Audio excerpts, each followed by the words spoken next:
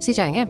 Hôm nay bên mình truyền tải bộ keycap Danic đến từ Nardina Studio anh em nhé. Bộ này thì có profile là Cherry này. Chất liệu là PBT, kiểu in là đai sắp anh em nhé. In đai sắp rất là nét nha này. Keycap thì dày dặn. Tông màu thì là hồng này. Bộ này là song ngữ nhật anh em nhé.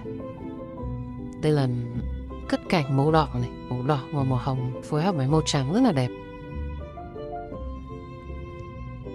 Phần in đai sắp thì cực kỳ là nét. Mình zoom cận cảnh bức hoa này, em thấy rất là nét. Bộ này thì có cực kỳ nhiều nút để anh em chơi các layout thông dụng nhé. Có cả space dài 7 ủ này, cái space ngắn cho layout Alice, Suento này, ship dài để chơi TKL, numpad full size này, ship ngắn full 75 này. Nói chung là đầy đủ hết. Ở đây thì cũng có một số các về nút novelty họa tiết rồi này, anh em có thể mix này. Anh em có thể bấm vào